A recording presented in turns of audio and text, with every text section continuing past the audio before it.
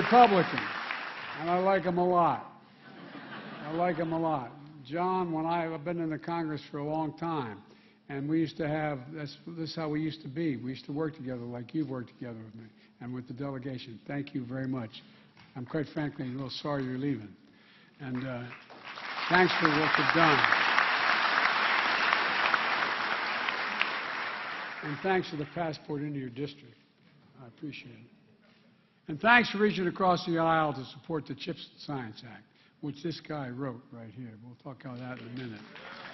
You know, and we also have one of the leading members of the United States Congress, Chair of the House Intelligence Committee, Adam Schiff. He came all the way from California just to see Chuck. Where is he? There he is. Good to see you, Adam.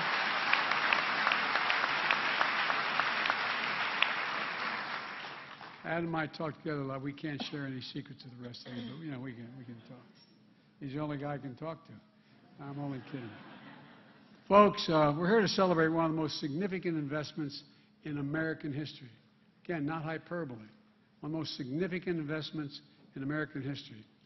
And it's going to ensure that the future is made in America.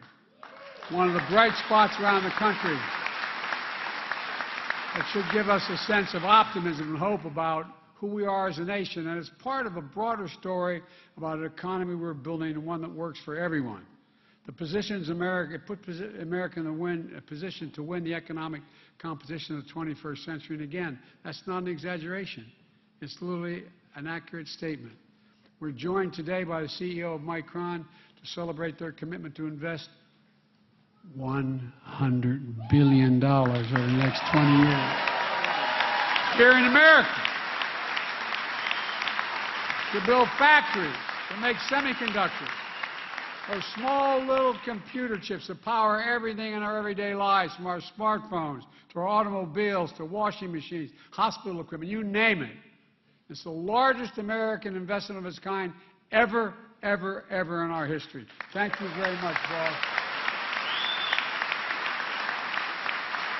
They're going to build factories the size of, this is not hyperbole, the size of 40 football fields, big enough to fit the Carrier Dome 4 times inside it and still have space left over. And we're going to, this is amazing. What's that going to happen here? You guys have no idea. It's going to run, and it's going to run entirely on renewable energy. 9,000 jobs, from PhDs and engineers,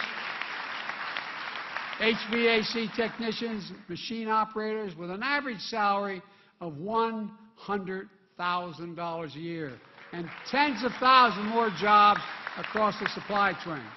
20 unions working together to fill jobs for technicians, construction workers, electricians, operating engineers. And by the way, it's the largest investment in American history that's also governed by a project labor agreement.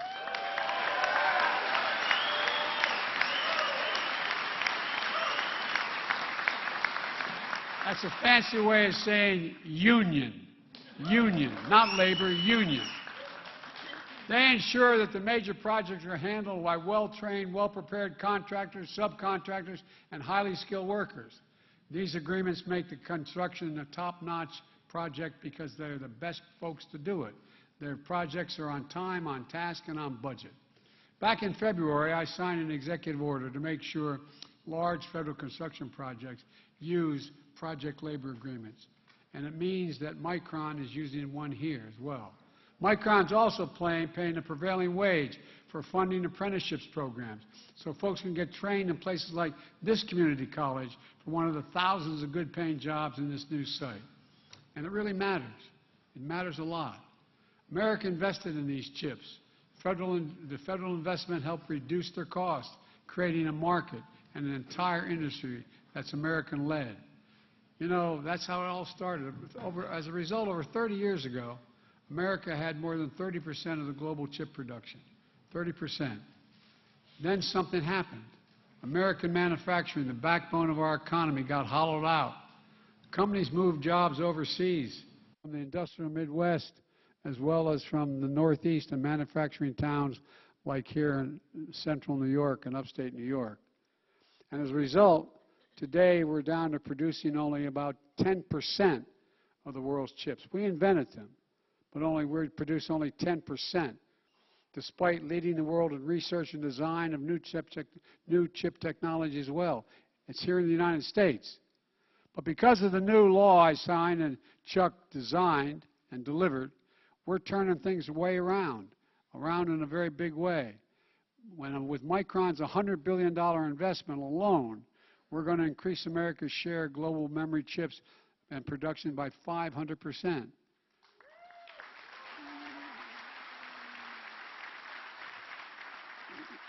The company Intel in Ohio and other companies, including foreign companies, that are investing billions of dollars across America to make these chips here. And it matters to you all, no matter where you live. It matters a great deal. Making these chips in America is going to help lower the cost for families looking to buy a car, to replace your washing machine, get a new cell phone.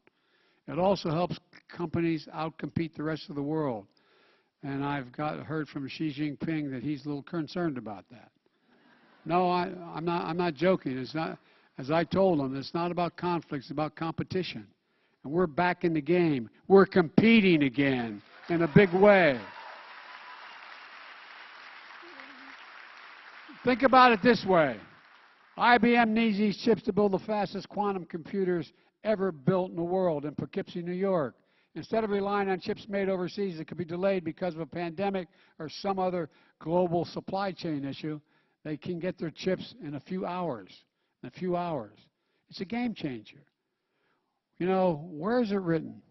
Where is it written that the United States of America can't be the manufacturing capital of the world? Think about this. No, I mean it sincerely. Where in the hell is it written that says we cannot be, as we've been hearing for the last 25 years, the manufacturing capital of the world? This country lost over 180,000 manufacturing jobs under the last guy that had this job. We've created 700,000 manufacturing jobs on my watch, adding manufacturing jobs at a faster rate than in 40 years.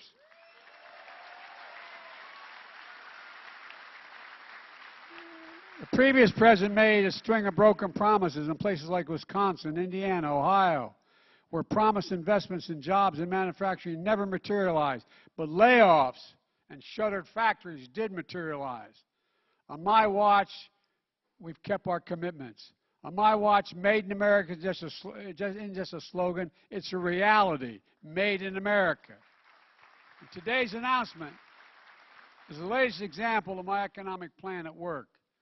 I've said from the beginning that my objective is to build an economy from the bottom up and the middle out.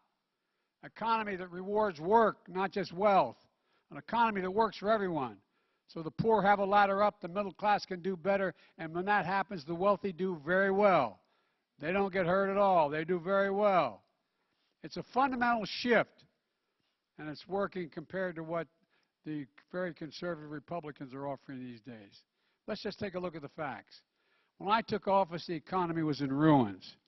My predecessor was the first president since Herbert Hoover, not a joke, to lose jobs in the entirety of his administration, the first. Unemployment, when I was sworn in, was at 6.4%.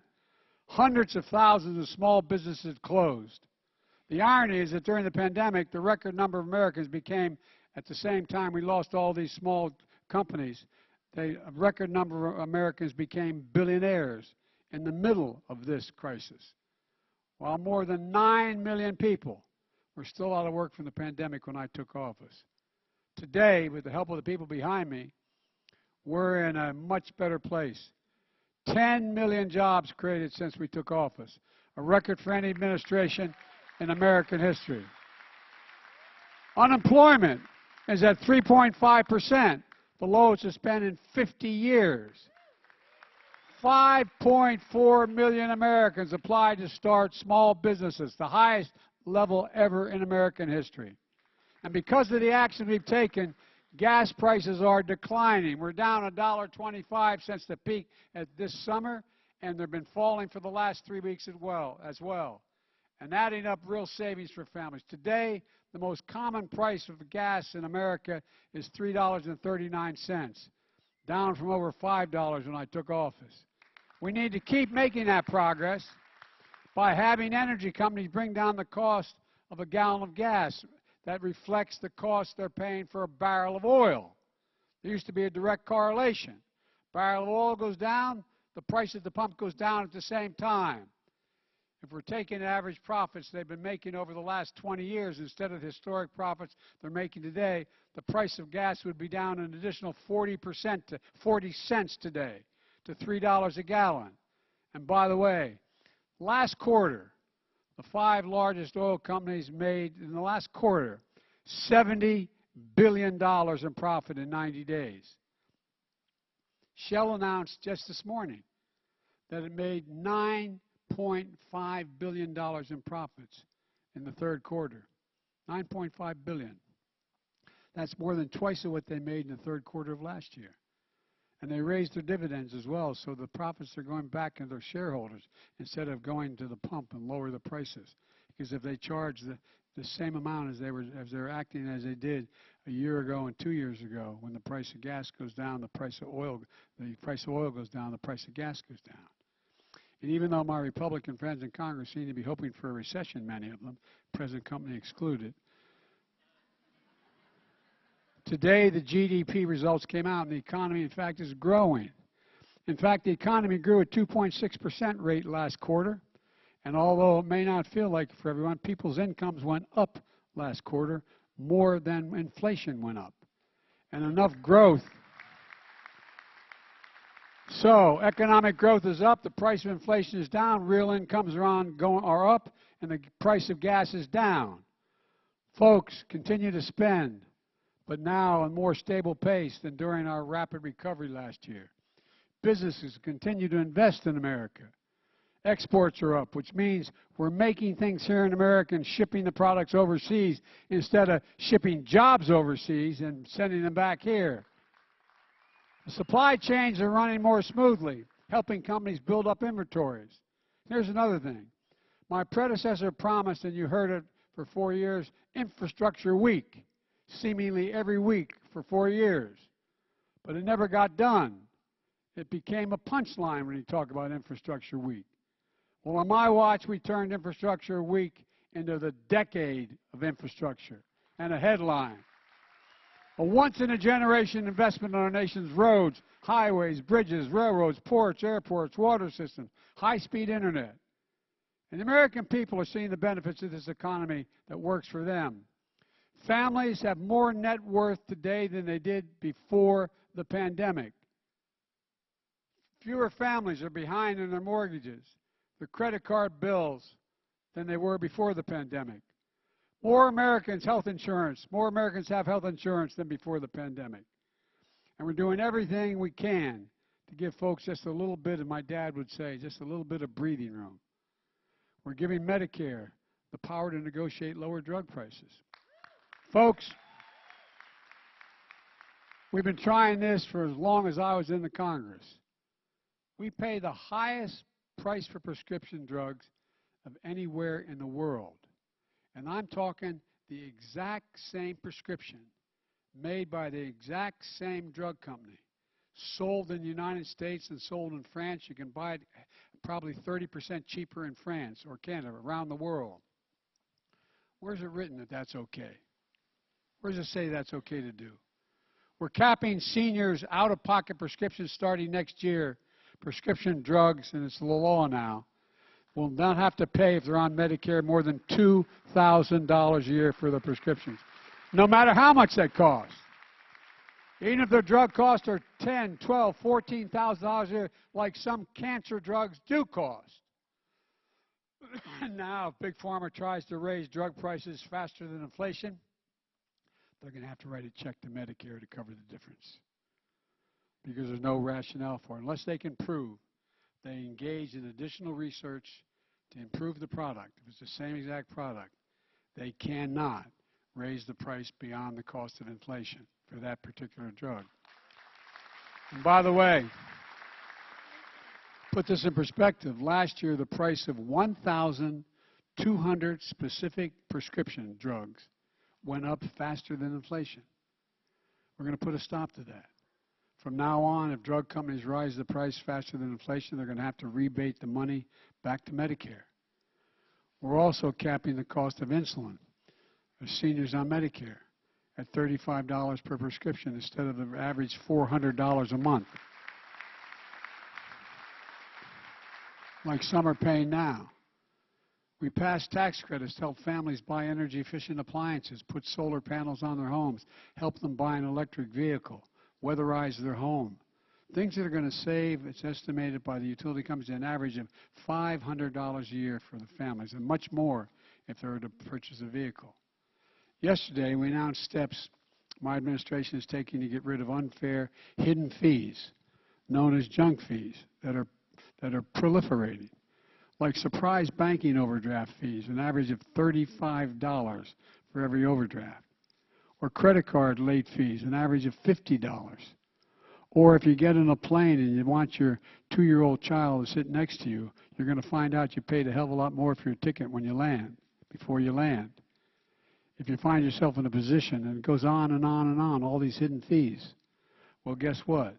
These can add up and make taking the real money out of the pockets of ordinary Americans.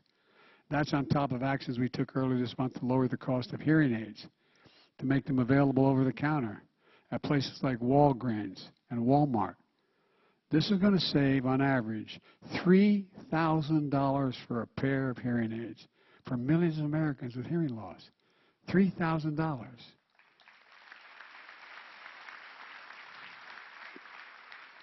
I took action to ease the burden of student debt for millions of working and middle-class families. Average income, $70,000 a family, recovering from the pandemic. My friends on the right, they criticize the move. But I'm never going to apologize for helping working and middle-class families as they recover from the pandemic. Especially not to those same folks who voted for a $2 trillion tax cut before I got in office to give away that mainly benefited wealthy Americans and the biggest corporations. Not a penny of it paid for. And we're doing all this by reducing the deficit at the same time. I don't want to hear about big spending Democrats creating a deficit. Let me give you the facts. The very deficit reduction that the Republicans voted against when they opposed the Inflation Reduction Act. This year, the deficit under our leadership is falling by $1.4 trillion. Let me say it again. This year alone, the deficit is down $1.4 trillion. In my first year in office, the deficit fell one year by $350 billion. Ladies and gentlemen, the largest ever one-year cut in American history on the deficit, cut the deficit in half. As I said, this follows a historic drop of $350 billion last year. And we're going to reduce the deficit by another $250 billion over the next decade. Why? A big part of that is because corporations are finally going to have to pay something. 15% minimum tax. You know, in the year 2000, 55 corporations made $40 billion. God love them, as my mother would say. But they paid zero in federal tax. Zero in federal tax. So guess what? The Inflation Reduction Act, we made sure they have to pay a minimum of 15%. That's less than you guys pay as union members in your tax. That's less than school teachers, firefighters, cops pay. But that 15% increase in the minimum tax is going to make sure we're in good shape for a long time here.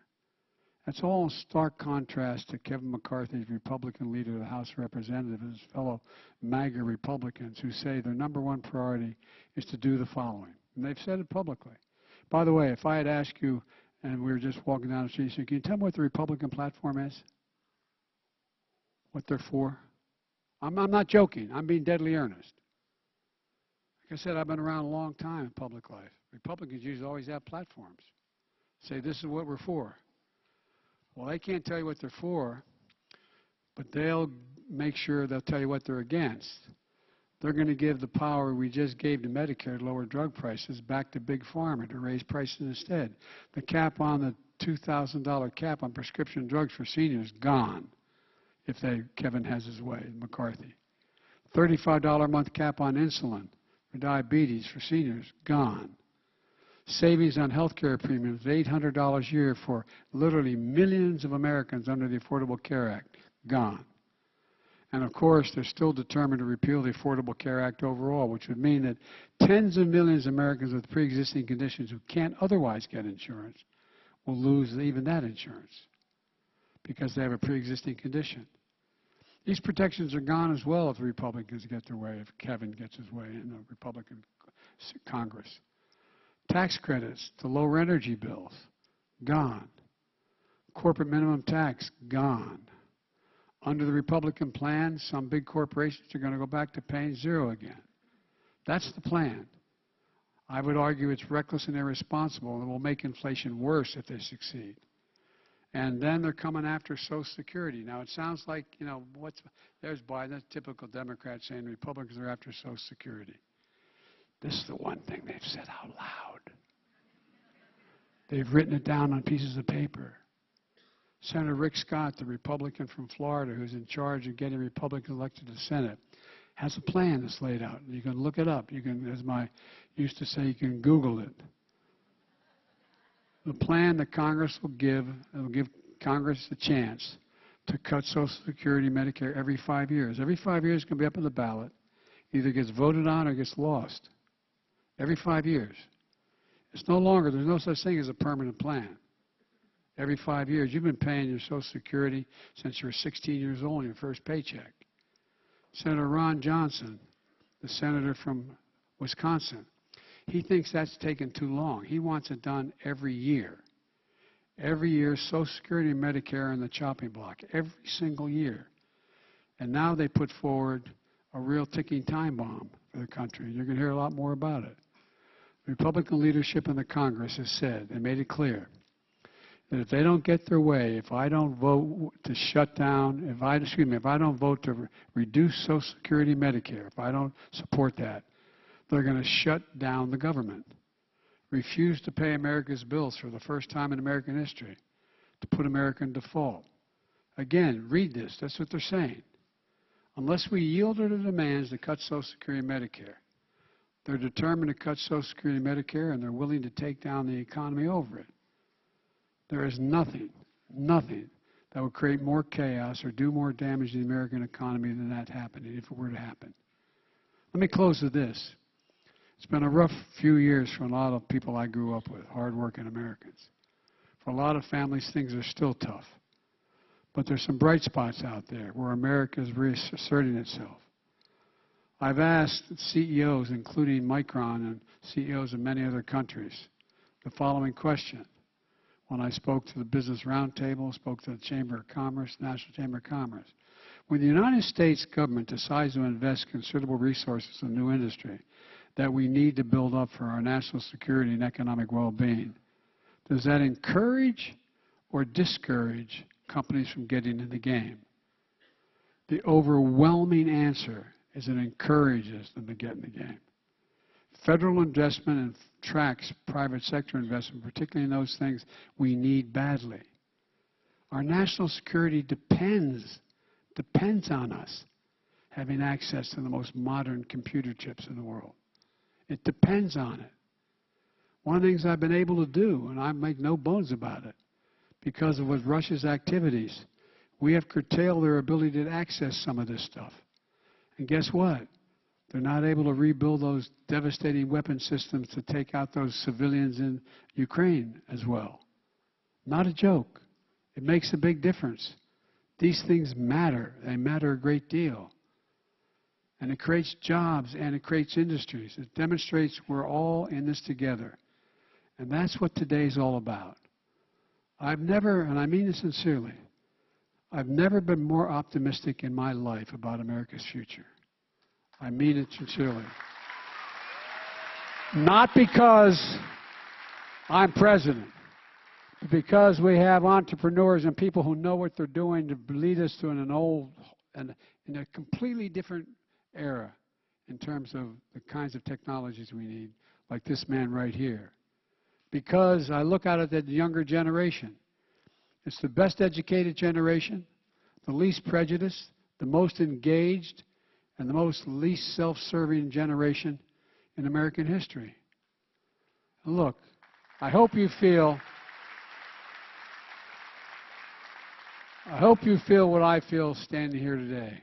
Pride. Pride in what we can do when we do it together to build a better America. Proving it to everyone, proving to the world that our best days are ahead of us. I know every major world leader because of the nature of my job, and before that, when I was vice president, that was my job, and before that, I was chairman of the Foreign Relations Committee. And guess what? There's not a single nation in the world, of major nation, that wouldn't trade places with the President of the United States in a heartbeat. Not a joke. Think about it. Not a single solitary one. Not a single one.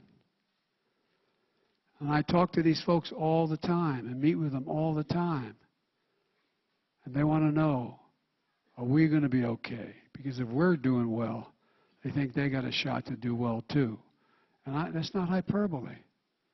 That's a fact. But we just have to keep it going. And I know we can. We just have to remember, for God's sake, who we are. We are the United States of America. There is nothing beyond our capacity. And we're the only nation in the world that has come out of every crisis better than when we went into the crisis. And folks, we're going to do it again. God bless you all, and may God protect our troops. And now I want to invite my good friend, the great partner, Majority Leader Chuck Schumer, to the podium, author of the CHIPS and Science Act, and one of the major reasons we're standing here. Chuck, the podium is yours. Great, Mr. President. Great job. That was well done. Everyone was giving a standing ovation.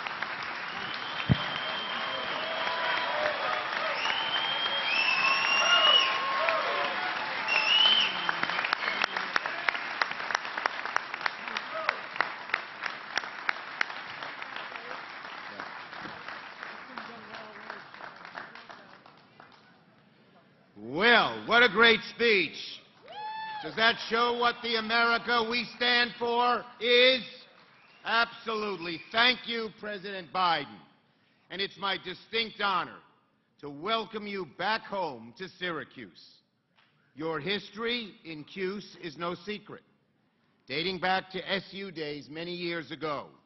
But today, your legacy here is secured forever.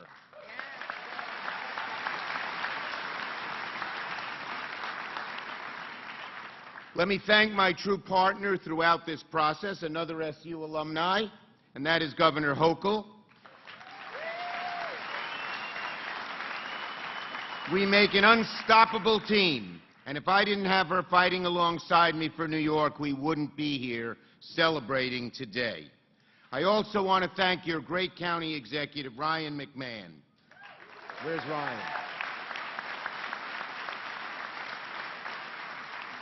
Who through his leadership and vision made White Pine the nation's premier greenfield for semiconductor manufacturing.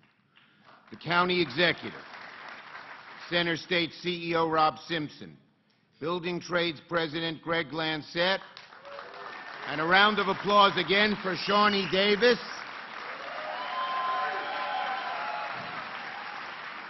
as well as countless other local leaders, helped transform Central New York into a place that makes this investment possible. And of course, my dear friend, who I've come to know and become very close with, Sanjay Mehrotra, who built one of America's most innovative companies and is now following through on his vision of bringing leading-edge semiconductor manufacturing back to America, including right here in Central New York. In short, folks, this is a great day for Central New York, and a great day for America. This is our future, and it is great.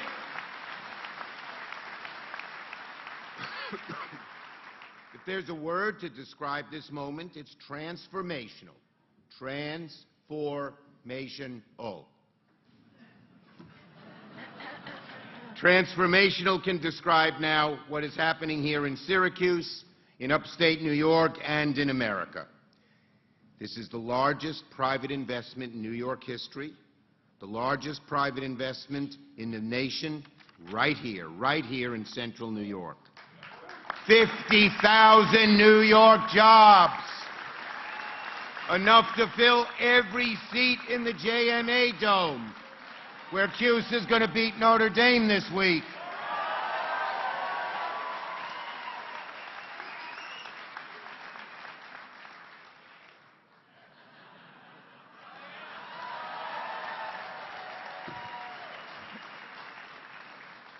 And every single inch of this massive project will be built with union labor.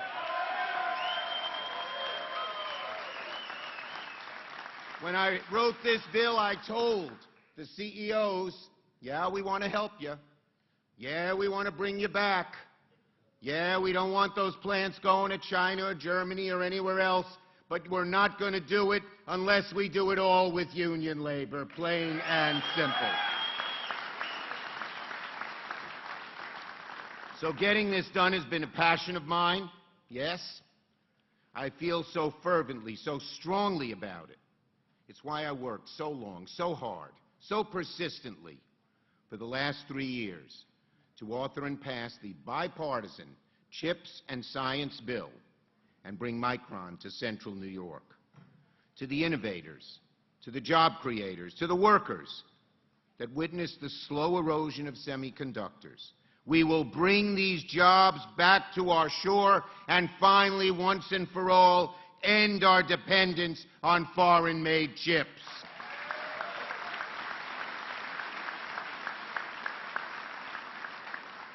Now, all of the major microchip companies are considering investing in the U.S. because of these federal incentives. Without the CHIPS and Science Bill, this celebration of new investment would be happening somewhere, but they would all be overseas, in Europe or Asia, not here in America, not here in central New York. Congressional negotiations were all but dead over the summer. But President Biden and I knew the stakes were too high for the country to let the bill fail. And we fought so hard because President Biden and I knew what succeeding would mean to places like upstate New York. So with the President by my side, supporting us in every way at every juncture, and with White Pine as my guiding light, we got the bill passed, which brought us here today. And President Biden, you will be going to many more great celebrations like this from one end of America to the other because of what you did.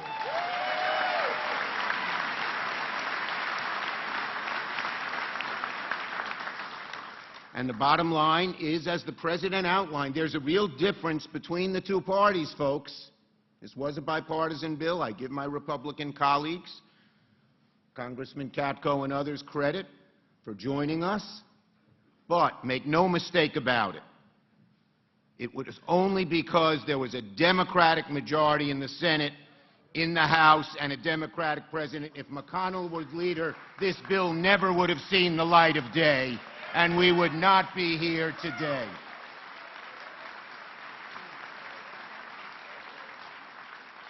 We're seeing investments like this across the country.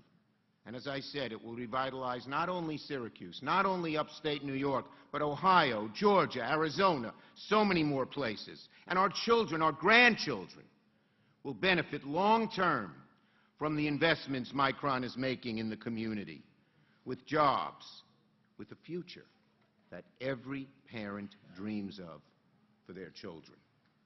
A $500 million community investment fund, and hiring and contracting commitments that will ensure these good-paying jobs go to the people, veterans, minorities, women, rural residents, and neighborhoods that need the most of all. So all of central New York, not just some, but all, will benefit. That's how the bill was written. That's how the plan was written.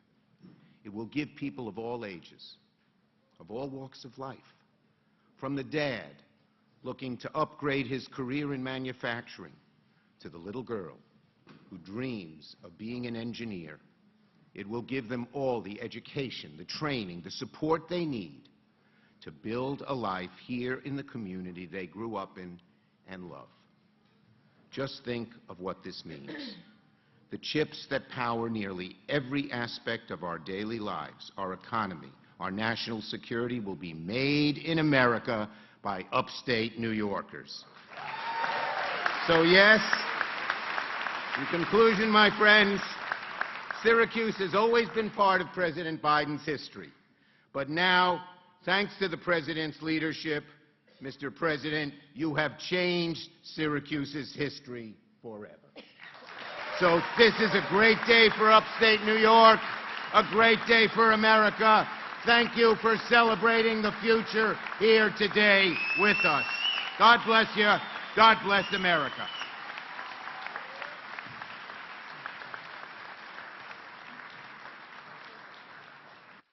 Now I'd like to invite Governor Hochul to the podium because, you know, there was two pieces of this.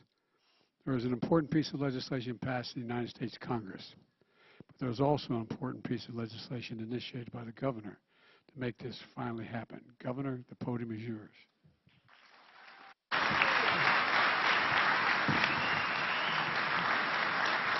you, Mr. President. Thank you.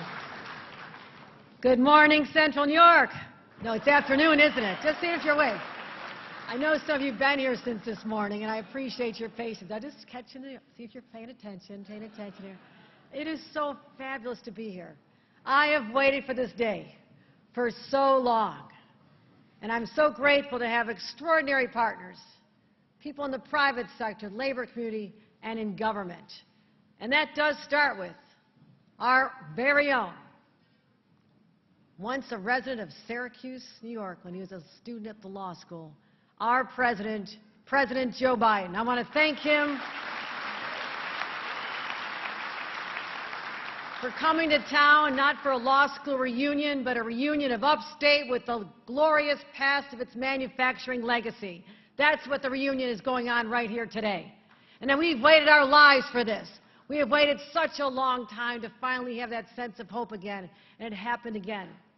And I want to thank the President and Majority Leader Chuck Schumer. If he had not been the Majority Leader, we would not be sitting here today, I guarantee that.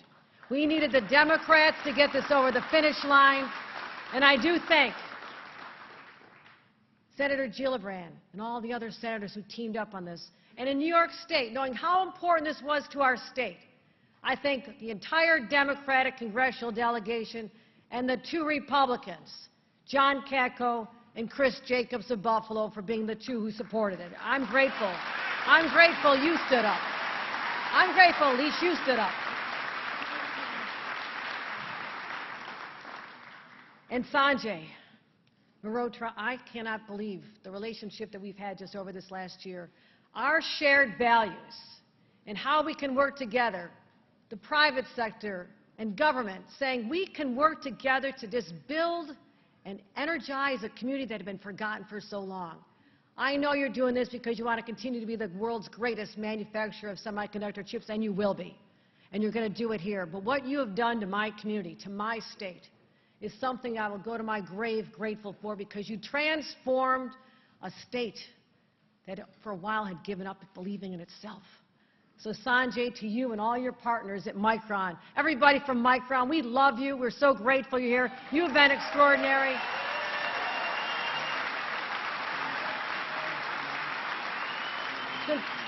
Micron, stand up, Micron. How do you spell hope in New York? It's M-I-C-R-O-N. That's how you spell hope, M-I-C-R-O-N. We are grateful to you.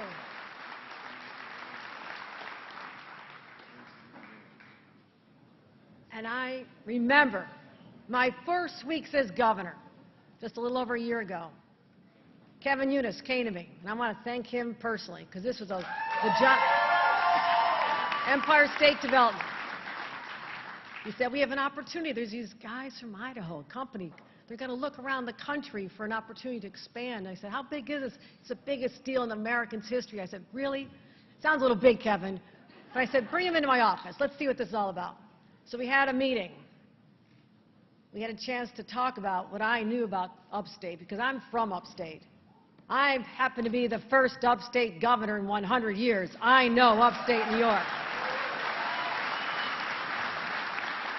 And I lived through the tough years. I knew what it was like when unemployment was 15%, when all the members of my big Irish Catholic family, who grew up in an area called Lackawanna in Buffalo. And Buffalo, here we go. The Bills are doing pretty good, too. Grandpa made steel. My dad made steel. My uncles made steel. But in 1982, when all those jobs went away, my brothers and sisters couldn't find work. Unemployment was 15% where I came from.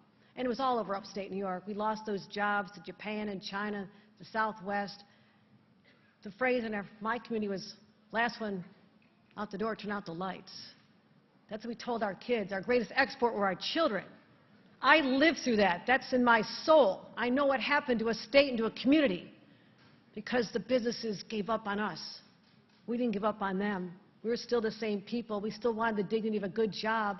We wanted our union members to continue working and making things like they had for generations, but the jobs were gone back then. So when I saw an opportunity with Micron knocking on the door saying, what can you offer?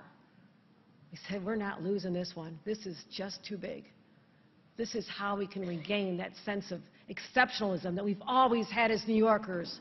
It's who we are. We build things, we grow things, we imagine things. And I knew we couldn't let this one go, and we worked hard, and I'm so grateful to have partnered with Chuck Schumer through every inch of this to get it done at the federal level. But once it was done at the federal level, that meant there'd be incentives for companies to come back from other countries, build the industry here in the United States. But what would lead them to New York? Because everybody's saying, oh, it's not the place you want to build a business. Oh, no, they're not so friendly. I said, we're going to prove them wrong. And what we had to do, we went to the legislature, and I thank Al Sturpey, our Assemblyman, for being the quarterback who got this one into the end zone with the legislature. I thank Jeremy Cooney. I thank Majority Leader Andre Stewart-Cousins. I thank the Speaker, Carl Heastie, and everybody who stood up and said, we can do this. Now, there were some naysayers. Oh, no, what are you doing here? Not sure about this one. I said, I don't care. I don't care. I'm not losing this one. This is not happening under my watch. And we got through with the support of the legislature, the Green Chips Act, that gave us that extra leverage to say, I go back to Sanjay, I go back to Micron, I said, yes, you're going to do something in America, but you can do it in New York. And we're going to give you the best educated workforce, the most incredibly innovative people from all the walks of life up here. The people are being educated in world-class universities. And I know that working together, our Green Chips bill, which puts an emphasis on sustainability, you're going to be a model for every other business in the world when you're done. And we're focused on the $500 million community investment plan that you've made, because we asked for it, and I'm thank you. We said we can build up child care so moms can get to jobs. We can do apprenticeship training. We can get kids in underserved communities that chance of an opportunity that they never would have had, that their parents didn't have. That's how we build the New York dream, and it's happening before our eyes. That is what is so energizing. So those who gave up on this state a long time ago, oh, you didn't make the bet in the right place, because it's happening here. I'm getting phone calls right now from companies all over this country who are saying, tell me about New York. Tell me about this whole ecosystem. We don't need to be a Silicon Valley or a triangle down in North Carolina. This is not just CHIPS corridor. This is CHIPS country. This is New York State, and we're going to build it here in New York. And I am so excited to be able to turn the page on history that was dark and hard for many of us for so long. This is a new era, my friends. This is a new day. This is New York. Thank you very much.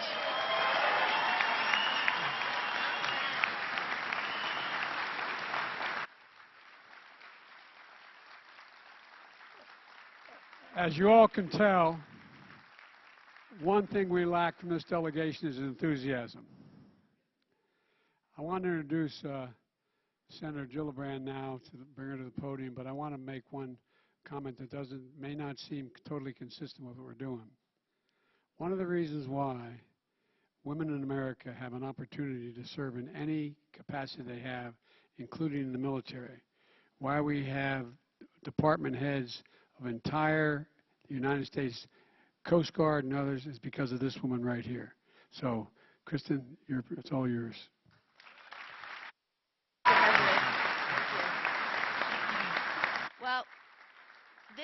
This is an extraordinary day for celebration. I can't tell you how important this is for the state and the country.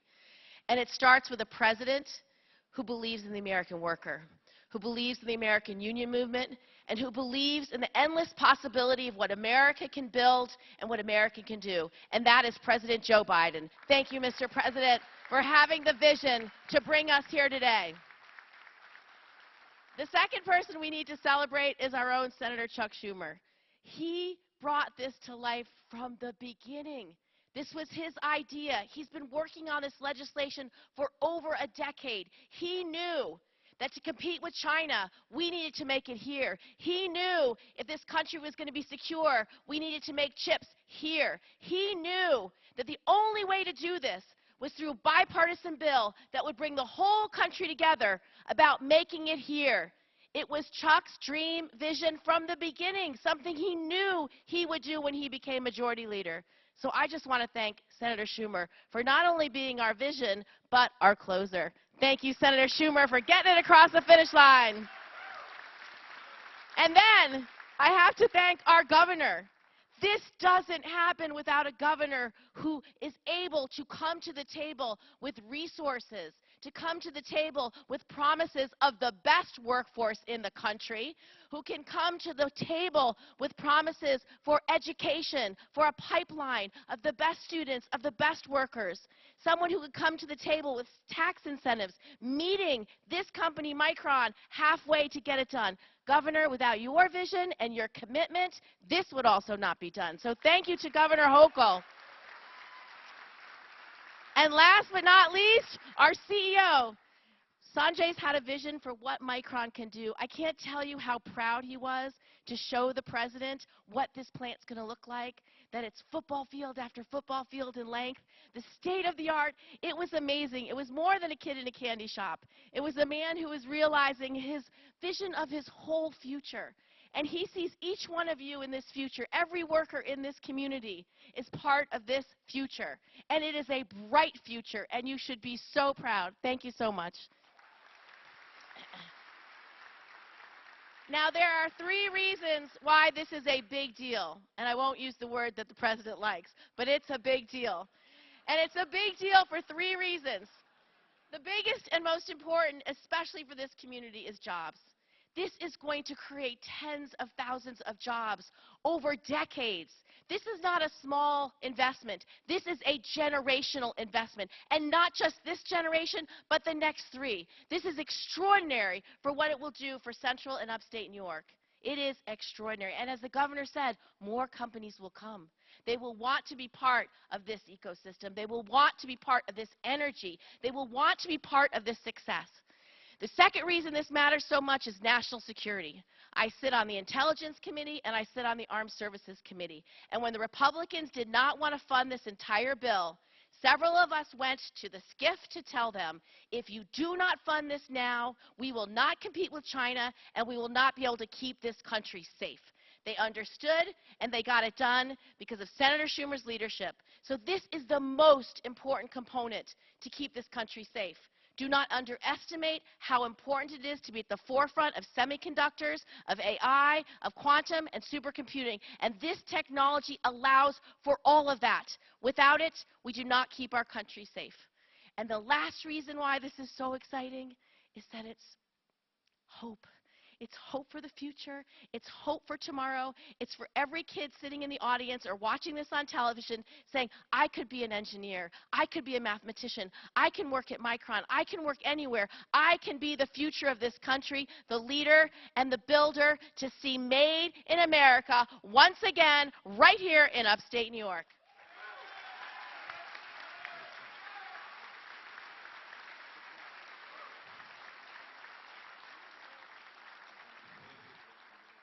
You're going to hear from our last and most important participant up here on this stage, but you know, the point that I want you all to remember is the jobs created making these chips and building these buildings is important.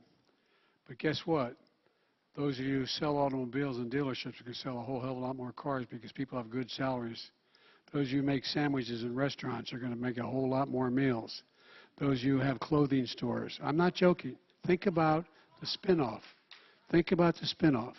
And so this is really a game changer for New York. It's a game changer for the country. And the guy who's changing the game, Sanjay, it's all yours, kid.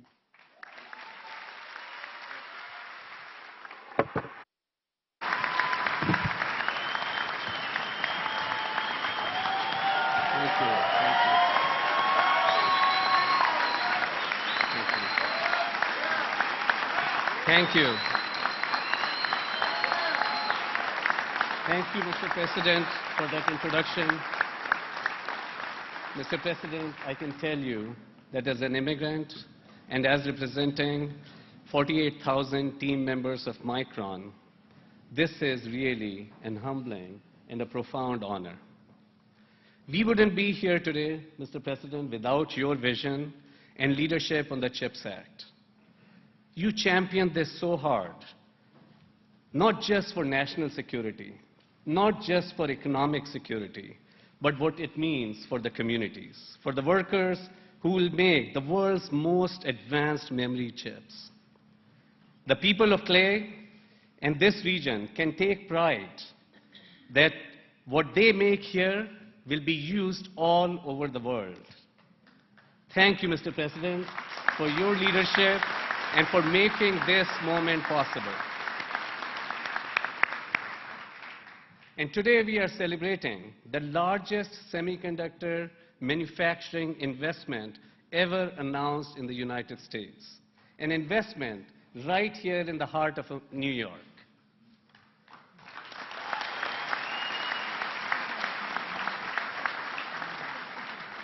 We, Micron, plan to invest $100 billion over the next 2 decades, building a mega fab manufacturing complex employing 50,000 workers here in New York. When fully built, these fabs will produce nearly 4 billion chips a year. And each of those chips, I had it here, and is it? Can you see it? Very little. It is very little, but I happen to have another one in my pocket. It's this small. It is smaller than my thumbnail. It is thinner than my thumbnail. And it will contain these chips that we'll make here. Each one of them will contain billions of bits of information. Isn't that astounding?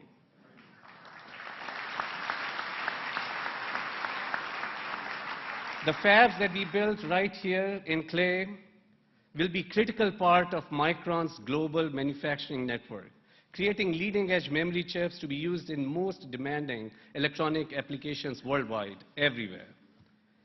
Clay, New York, just a few miles north of here, will be able to say with pride that they are home to some of the most advanced manufacturing in the world. So why is memory so important? The semiconductors that we build, the memory chips, handle the information that makes modern computing so valuable. The data required for computing lives in the kind of chips that Micron makes. And the examples are all around us. The ability to change speech to text in your smartphones, advanced safety features in your modern cars, massive e-commerce platforms driving digital transformation, precise medical imaging systems that help doctors make critical diagnoses. All of these applications and myriads more depend on fast, accurate data. And because memory makes access to data easy, it is at the heart of all of these technology applications today. Memory is also an essential component of critical infrastructure, including aerospace applications like next-generation radars, avionics, secure communications, and electronic defense systems. So I hope you understand why memory is so important. Memory really matters. Advanced computing systems require continual innovation in memory and Micron teams lead the way. Micron, over 44-year history of the company, has now amassed more than 50,000 patents. We are an innovation powerhouse. We are the clear technology leader in memory, and we are now bringing that leadership in technology and manufacturing excellence to right here in Clay, New York.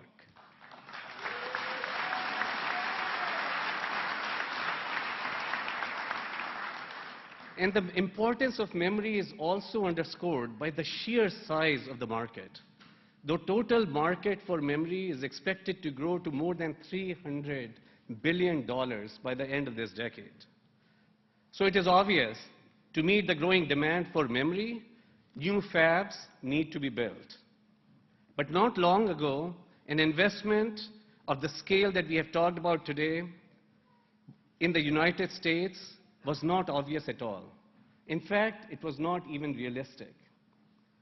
Over the last 30 years, foreign countries have incentivized businesses to transfer semiconductor manufacturing overseas. Without similar public-private government partnership here in the States, costs to build in the US versus overseas grew to as much as 45% higher. US sites were simply unable to compete effectively against these overseas incentives.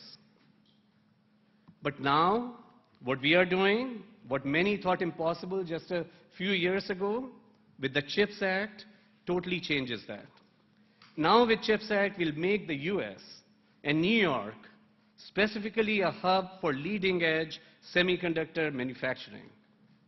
This bill, and what we are achieving because of it, is reviving the belief that America can be a manufacturing leader.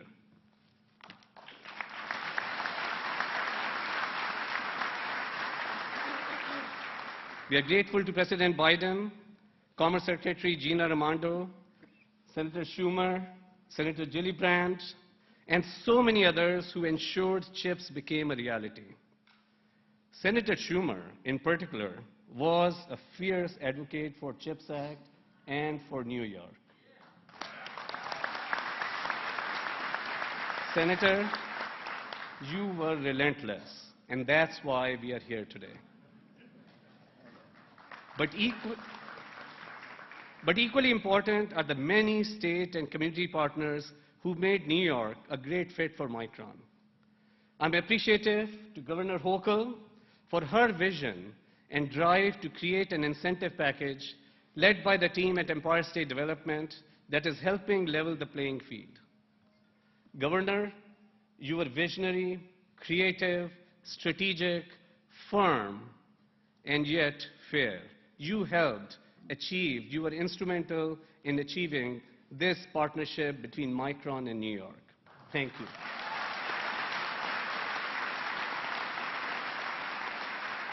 And we also appreciate the hard work of so many here in the community who envision this future.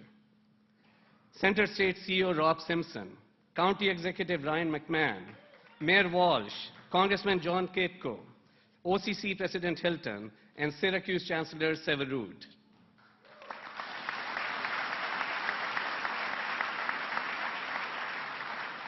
Each of you have really been great partners, and we look forward to working with you as we move ahead.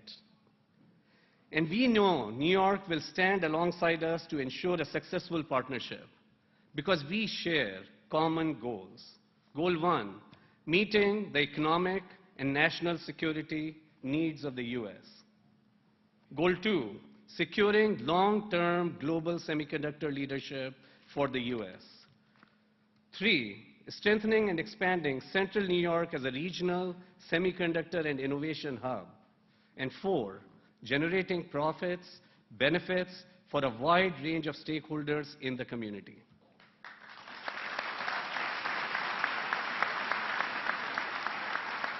In New York, our alignment on these goals and your strong support has been critical to making this the best site for our new mega fabs here in Clay. And we are really excited about becoming part of your community here. You heard earlier today of the wide range of trade and technical jobs required for this project and of Micron's partnership to invest in workforce development as well as in the community. We are proud to be partnering with New York to create a historic $500 million Green Chips Community Investment Fund, and we look forward to seeing these investments put to work for the benefit of the community. And we are investing nationally too. The Micron Foundation is partnering with National Science Foundation in joint funds to develop semiconductor curriculum in colleges and universities all across the US. Of course, our partnership with New York would not be possible were it not for the leadership that Micron's tremendous global team of over 48,000 team members has delivered for the company. I'm really grateful to all our team members worldwide that do what they do every day for us, enabling our leadership today and our capability to launch this investment, this mega fab project here in Clay. In particular,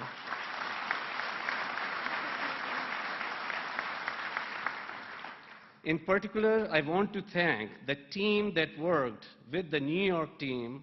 I want to thank Manish and April, Scott, Rob, Buddy, as well as Courtney and so many others in bringing us to this milestone today.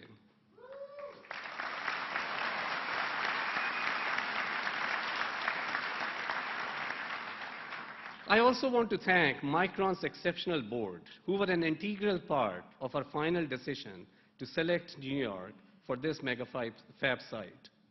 Lenny Hainsworth and Rich Beyer are here representing our board. I would now like to ask Rich, Lenny, and the Micron team to stand and please recognize this amazing team.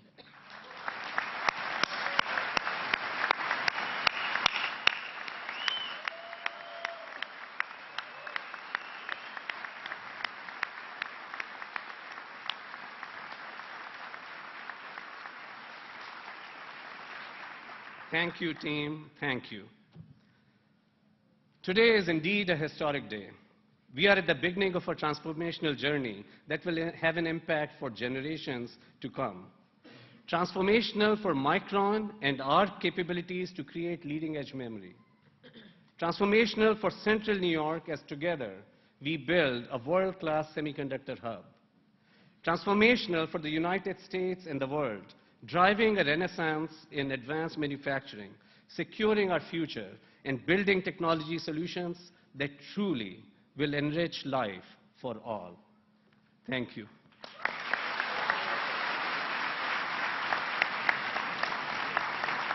And now, thank you. And now it is my honor to invite President Biden to come back to the podium to make closing remarks.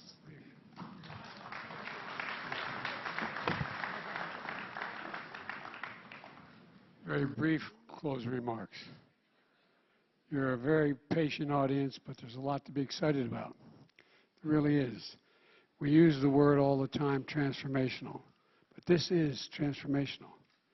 And it's not just here, but it's primarily here. And so I want to thank you all.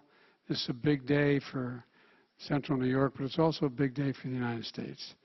And my grandfather would say, with the grace of God and the goodwill of the neighbors and a creek not rising, we're on our way. Thank you all so very much.